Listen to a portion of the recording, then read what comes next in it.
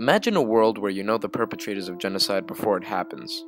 Imagine a world where we recognize the perpetrators and actually take preventative measures. Once we understand the perpetrators of genocide, we can more easily prevent genocide itself. If we can identify certain characteristics of groups who commit genocide, we can hope to recognize groups more likely to do so in the future. The perpetrators of genocide are seen as the greatest examples of the human capacity for evil. However, these perpetrators are often ordinary citizens, you and me. Once a group of potential genocidaires is identified, it becomes possible to avert future mass atrocities.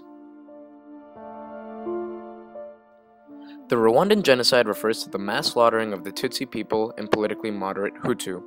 The Rwandan genocide began when Hutu President Juvenal Habyarimana's plane was shot down above Kigali Airport on April 6, 1994.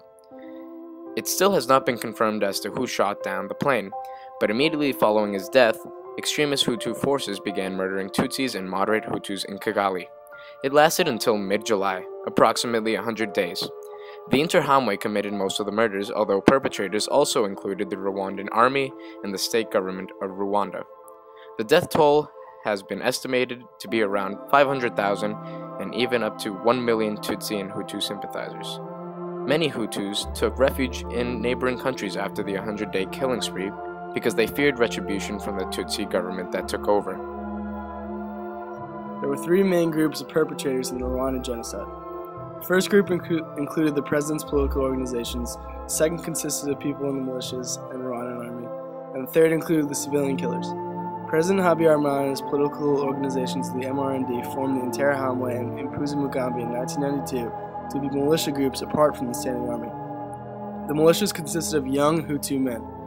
The MRND armed and backed the Interahamwe, which had the biggest hand in murdering the Tutsis. The Impuzamugambi came from another far-right Hutu political force, and this militia committed more radical and vicious murders than the Interahamwe. The militias would frequently travel to different regions of Rwanda in order to lead anti-Tutsi killing groups. Interahamwe and Impuzamugambi's role did not stop murdering. They also incited normal civilians to murder as well, sometimes through forcing family members to murder other family members.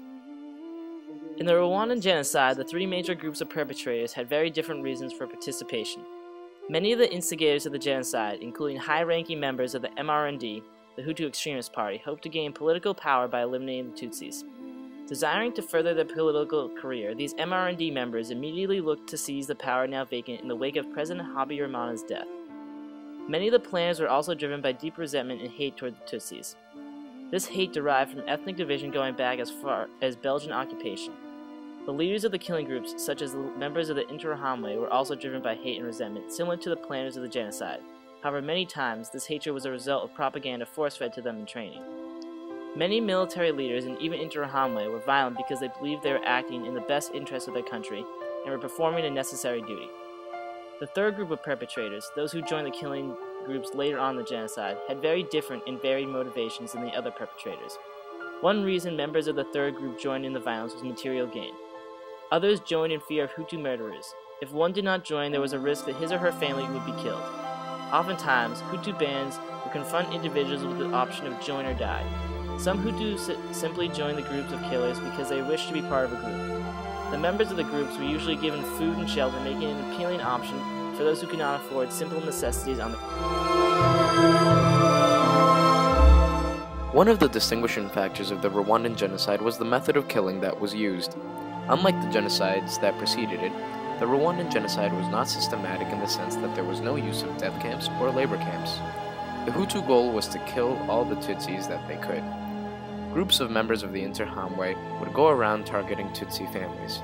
These groups performed the majority of their killing with machetes, a much more personal way to kill someone compared to a gun. It took multiple swings of a machete just to kill one person. A better understanding of the possible perpetrators helps us determine how to deal with them before genocide occurs. Situations in which war, ethnic tension, or economic deprivation have occurred are likely breeding grounds for genocide. Had we realized the warning signs in Rwanda, we could have intervened before genocide occurred. Hundreds of thousands of lives could have been saved. We have a duty to our fellow man to prevent these acts against humanity. In the future, a system could be put in place for early recognition of potential genocidaires.